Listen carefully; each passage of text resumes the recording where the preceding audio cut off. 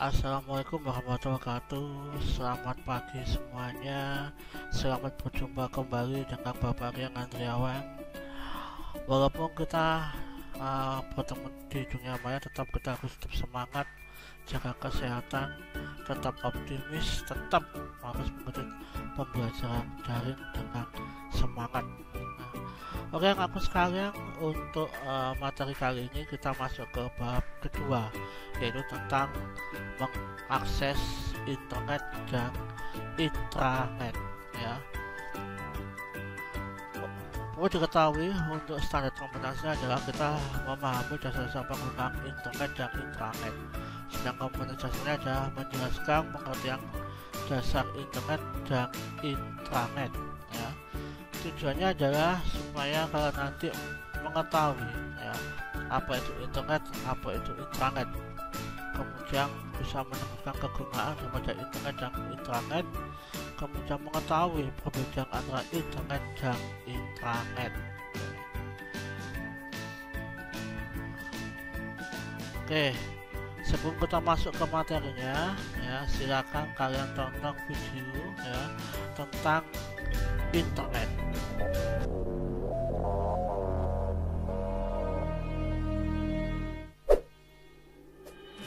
Ini adalah internet, tempat di mana orang-orang dapat saling terhubung, mendapatkan informasi dan menghibur diri. Setiap belahan bumi dapat saling terhubung dengan adanya internet.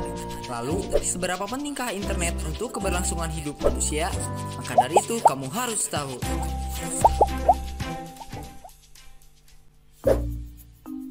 Internet bukan cuma mesin pencari informasi saja. Internet telah masuk ke dalam pola kehidupan masyarakat. Bukanlah hal aneh apabila orang-orang di sekitar kita setiap hari mengakses internet. Internet bagaikan nyawa kedua untuk hidup kita.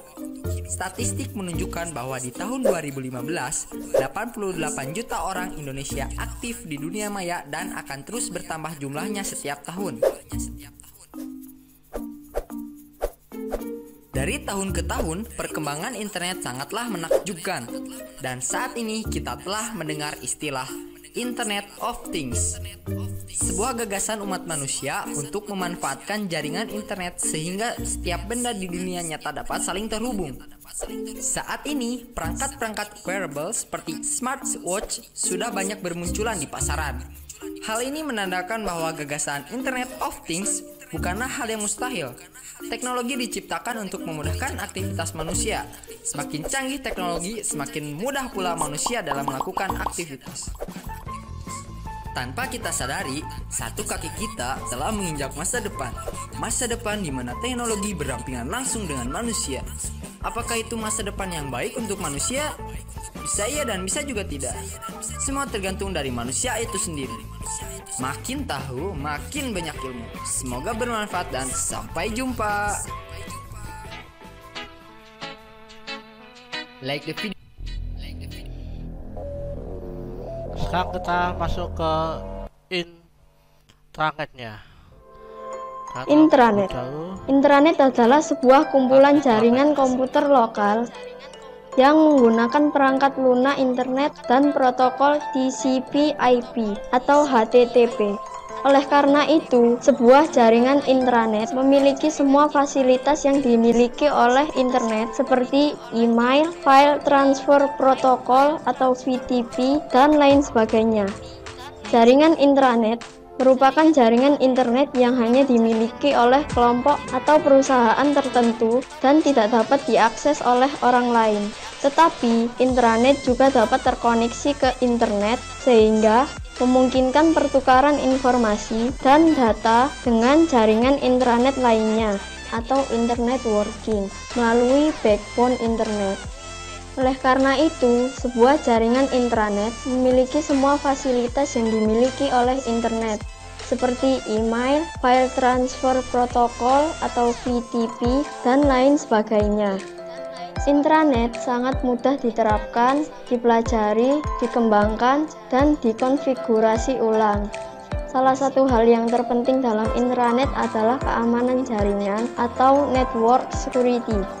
Isu ini sangat sensitif karena jaringan telekomunikasi komersial yang dipakai bersifat umum atau public service communication network, sehingga rentan penyusupan dan penyadapan jaringan serta pembajakan data.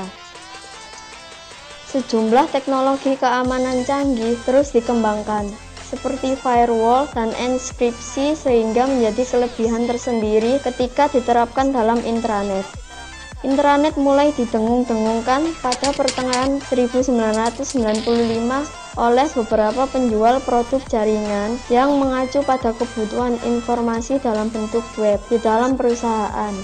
Intranet merupakan jaringan komputer dalam perusahaan yang menggunakan komunikasi data standar seperti dalam internet. Artinya, semua fasilitas internet dapat digunakan untuk kebutuhan dalam suatu organisasi atau komunitas. Dalam perkembangannya, VPN atau Virtual Private Network diciptakan untuk membangun sebuah intranet dengan lapangan yang luas.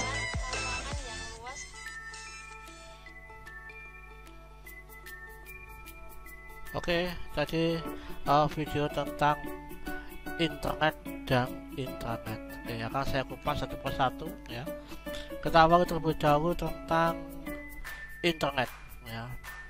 Internet adalah sebuah jaringan komputer yang satu dengan yang lain saling terhubung untuk keperluan komunikasi dan informasi ya kan? Sebuah komputer dalam satu jaringan internet dapat berada di mana saja dan bahkan di seluruh Indonesia ya. Sering juga internet diartikan sebagai jaringan komputer di seluruh dunia yang berisikan ya data, bisa berupa nanti suara, gambar, video, atau teks. Kemudian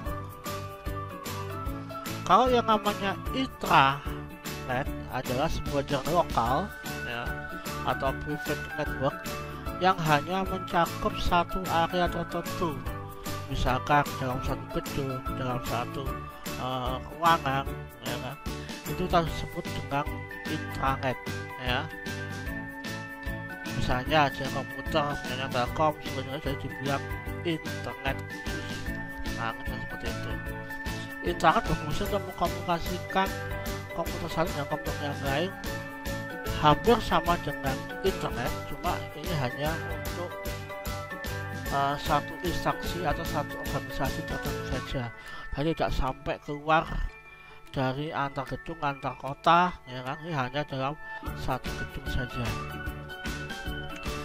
Kemudian perbedaan internet dan intranet ya, yaitu dari segi jangkauan area, internet menjangkau seluruh dunia, sedangkan intranet hanya terbatas pada sebuah area perusahaan atau sebuah instansi tertentu saja. Dari segi cara pemakaian teknologi untuk berkomunikasi, internet menggunakan saluran telekomunikasi, sedangkan intranet hanya menggunakan saluran komunikasi dalam satu perusahaan atau dalam satu instansi tertentu saja. Dari segi penggunaan, internet digunakan oleh semua orang, sedangkan internet hanya digunakan hanya untuk kalangan perusahaan atau sebuah instansi tertentu saja. Ini adalah perbedaan daripada internet dan intranet. Kemudian kalau manfaat daripada internet dan intranet, yaitu satu, sebagai sarana untuk mendapatkan atau menyampaikan informasi secara cepat, mudah, dan murah.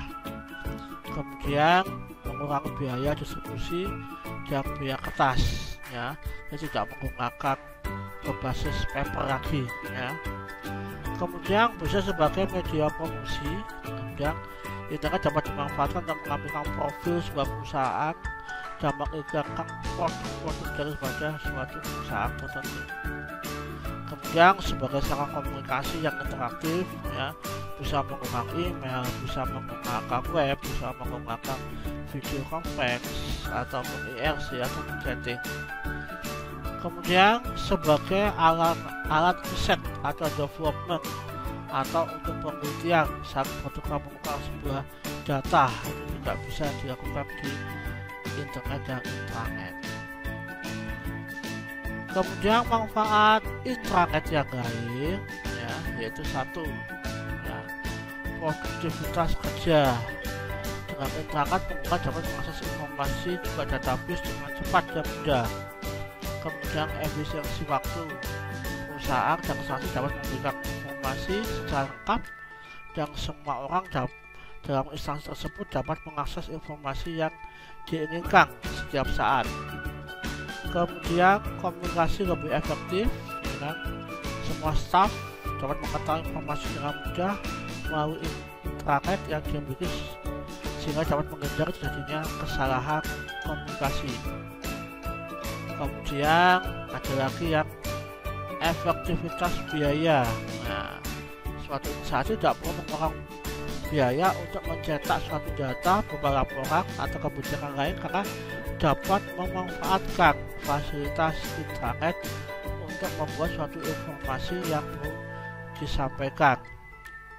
Kemudian yang kelima, adanya keseragaman informasi. Dengan adanya internet dapat menghindari terjadinya kesalahan dalam menyampaikan informasi karena semua staf dapat mengakses sumber yang sama. Kemudian yang keenam, yaitu sebagai sistem publikasi, ya kan, publikasi web. Suatu instansi dapat membuat web untuk mengambilkan profil kebijakan, kemudian berita-berita lain yang perlu dimuat. Sedangkan yang ketujuh, untuk meningkatkan kerjasama. Nah, ini adalah manfaat daripada penggunaan internet. Kemudian kalau sejarah yang namanya internet, ya, jadi internet itu adalah sebuah jaringan komputer yang pertama kali dibentuk oleh sebuah departemen, yaitu Departemen Data Amerika Serikat pada tahun 1969 dengan proyek ARPA, dan jaringannya disebut dengan jaringan ARPANET, ya. Nah, ARPANET itu kepanjangan daripada Advanced Research Project Agency Network, yang mendemonstrasikan cara suatu hardware atau software komputer memiliki basis unik dengan berkomunikasi dalam jarak jauh dengan saluran telepon. Nah, kemudian proyek ARPANET dirancang dengan standarisasi kehandalan dan berapa besar informasi dapat dikirim, ya, untuk saling berkomunikasi informasi dari hal-hal yang terbentuklah sebuah namanya TCP/IP. TCP/IP ini nanti adalah sebuah simbol, ya, sebuah simbol yang digunakan untuk menghubungkan, ya, antara satu komputer dan komputer yang lain supaya dapat saling berkomunikasi, ya. Kemudian tujuan awal dari proyek ARPANET ini hanyalah untuk keperluan militer saja, untuk menghubungkan daerah dan wilayah vital saja, ya. Itu awalnya sebenarnya sebuah jaringan internet. Kemudian ARPANET pada tahun 1969, ya, awalnya hanya dapat menghubungkan 4 situs, yaitu Stanford Research Institute, kemudian University of California, kemudian Santa Barbara, Universitas of Utah, ya. Kemudian di bulan Oktober tahun 1972, ARPANET dikenalkan secara umum dan berkembang pesat di wilayah sampai ARPANET kesulitan, ya, sampai banyak sekali, ya, yang mengaksesnya. Dan kesulitan tersebut ARPANET dipecah menjadi dua, yaitu MILNET untuk keperluan militer dan ARPANET untuk keperluan non-militer. Seiring berjalan waktu, masyarakat dikenal dengan nama DARPA, disederhanakan menjadi internet seperti sekarang ini. Kemudian pengembangan internet saat ini dapat, ya, dijangkau seluruh dunia, ya. Kemudian saat ini internet dikelola dan dijaga oleh perjanjian multilateral dan protokol yang mengamalkan perpindahan data antara rangkaian. Kemudian protokol dibentuk berdasarkan perbincangan Internet Engineering Task Force atau IETF yang terbuka secara umum. Kemudian badan yang mengeluarkan sebuah dokumen yang dikenal dengan RFC, yaitu Request for Comment, yang sebagian datanya dijadikan sebagai standar internet oleh Badan Arsitektur Internet. Nah, protokol-protokol internet biasanya digunakan adalah ada IP, ada TCP, ada UDP, ada DNS, ada IMAP, ada SMPT, ada HTTPS, ada FTP, ada SSL, kemudian ada HTTP, kemudian ada LDAP, dan masih banyak lagi. Nanti akan kita bahas. Kemudian akses internet. Nah, untuk mengakses sebuah internet ini dapat dibedakan menjadi dua macam.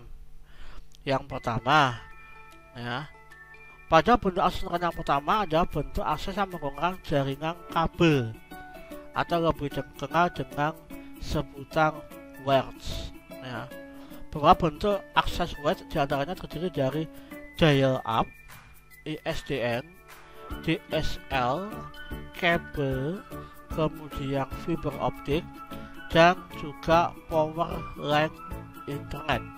Nah, kemudian yang kedua, untuk mengakses yang kedua adanya sebuah hubungan yang menggunakan jaringan kabel dengan jaringan yang menggunakan tanpa kabel atau biasa disebut dengan wireless. Ya, bentuk akses wireless terdiri dari Wi-Fi, Wi-Pro, Wi-Max, kemudian ada HSDPA, dan masih banyak lagi jenisnya. Kemudian perlu kalian ketahui, ini ada beberapa istilah, ya, istilah-istilah dalam internet. Yang pertama, yang paling kalian harus ketahui adalah ada istilahnya WWW atau World Wide Web.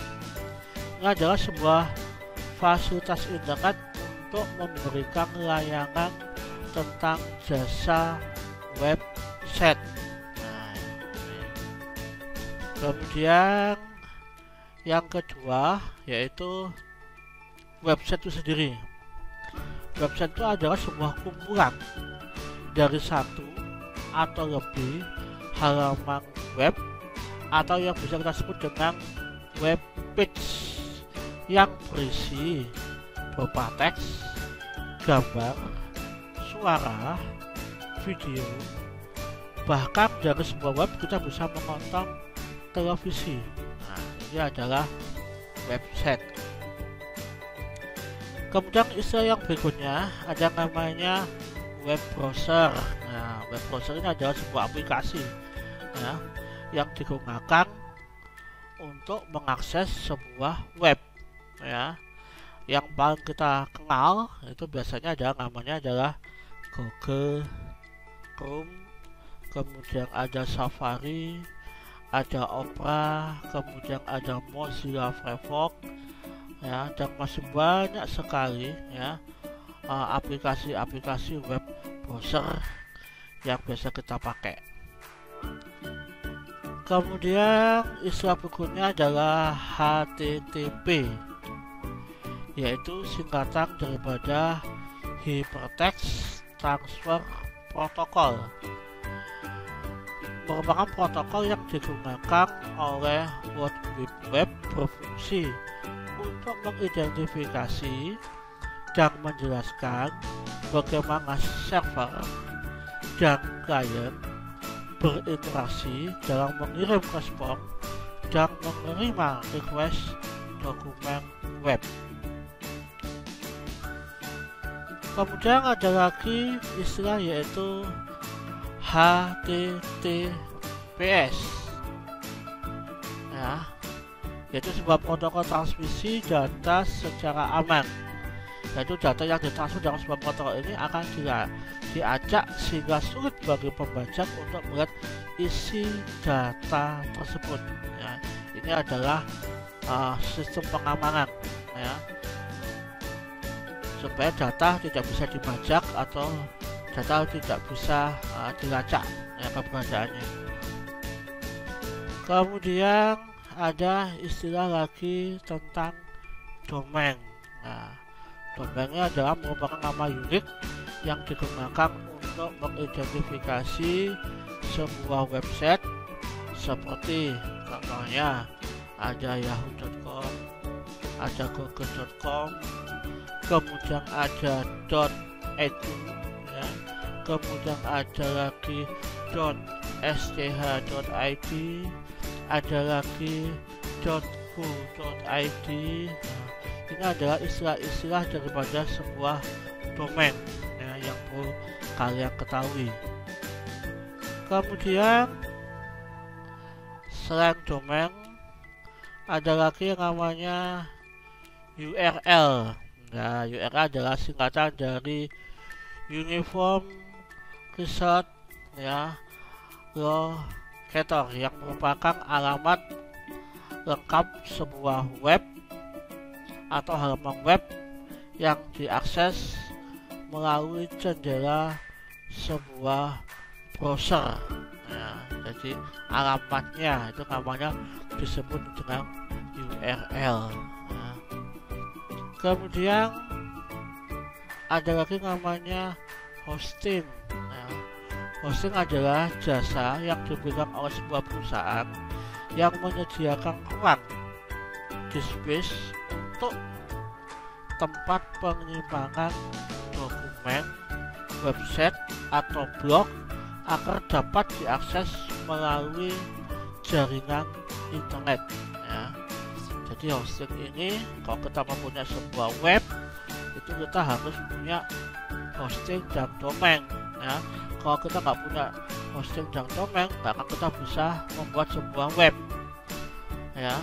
Nah, hosting ini diumpamakan hampir sama dengan kalian menyimpan sebuah data di flash disk atau di hard disk. Nah, hosting itu adalah tempat penyimpanan data yang ada di sebuah web. Nah, itu wajib dimiliki. Kalau nggak ada hosting, kita nggak akan bisa menyimpan data, kita nggak bisa mengambilkan data untuk tampilan yang ada di sebuah website.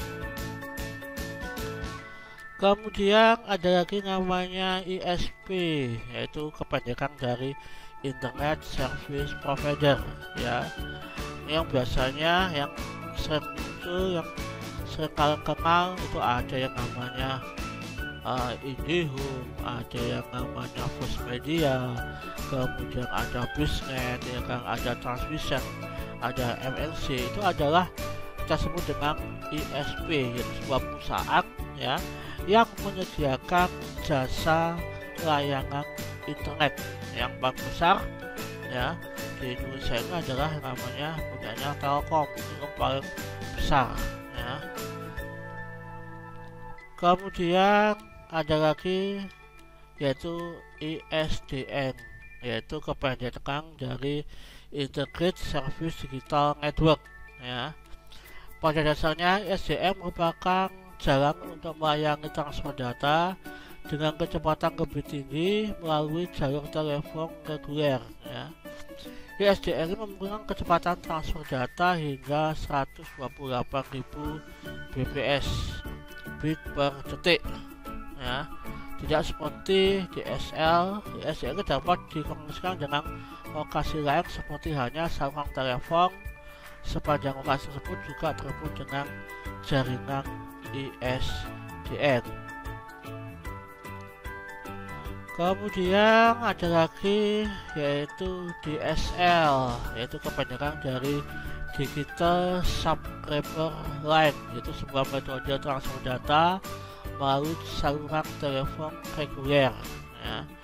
DSL dikonfigurasikan untuk menghubungkan dua lokasi yang spesifik seperti halnya pada sambungan list LAN ya. DSL berbeda dengan list LAN. Koneksi melalui DSL jauh lebih cepat dibandingkan koneksi melalui saluran telepon reguler ya, walaupun keduanya sama-sama menggunakan kabel tembaga ya. Cuma konfigurasi DSL memungkinkan upstream maupun downstreamnya berjalan pada kecepatan yang berbeda maupun dalam kecepatan yang sama ya. DSL ini menawarkan alternatif yang lebih murah dibandingkan menggunakan jaringan ISDN tadi. Kemudian ada lagi istilah lagi leased line, yaitu sebuah sambungan telepon atau kabel fiber optik yang disewa untuk penggunaan selama 24 jam sehari untuk menghubungkan satu lokasi dengan lokasi lainnya. Nah, internet berkecepatan tinggi biasanya menggunakan saluran ini, yaitu menggunakan kabel fiber optik ya, atau disebut dengan leased line ya. Kemudian ada lagi istilah backbone ya. Backbone ini adalah sebuah jalur berkecepatan tinggi ya, atau satu seri koneksi yang menjadi jalur utama dalam sebuah network. Nah, ini jalur cepat. Nah, namanya backbone ya.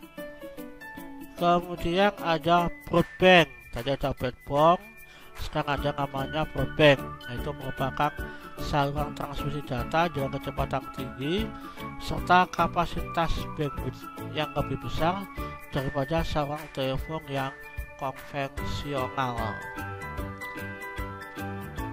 Kemudian ada lagi sistem yaitu dial up ya, atau cara mengakses internet dengan menggunakan jalur telepon tetap atau telepon bergerak.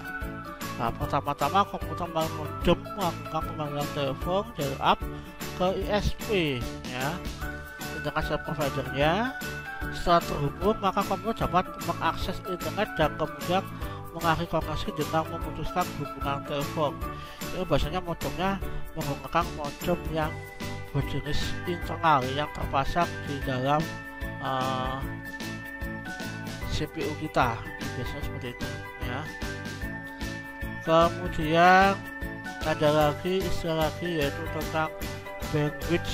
Bandwidth itu adalah sebuah besaran yang menunjukkan banyak data yang dapat dilewatkan di suatu saluran komunikasi pada network dalam satu waktu tertentu.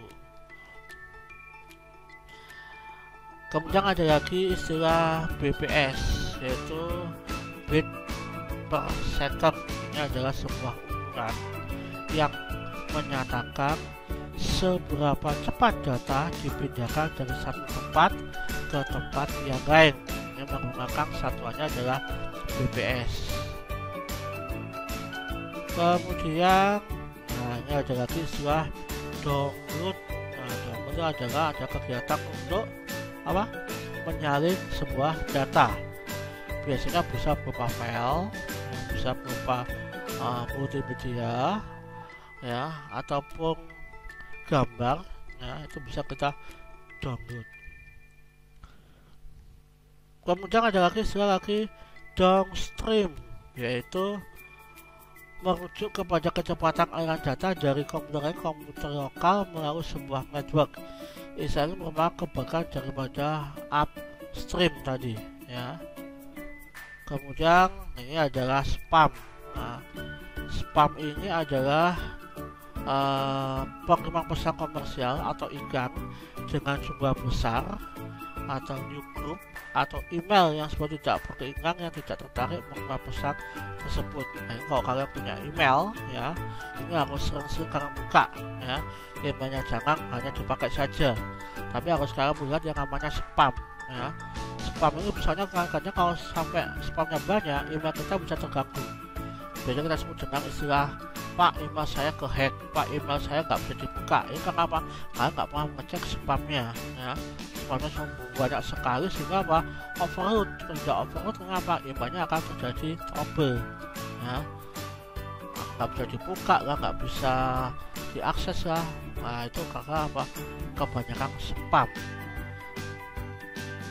Kemudian ada lagi istilah yaitu mailing list, yaitu sebuah fasilitas email internet di mana pemakai dapat mendaftarkan diri ke suatu daftar pengirim email untuk satu topik tertentu, sehingga pemakai akan secara otomatis mendapatkan kiriman email setiap anggota mailing list manajernya.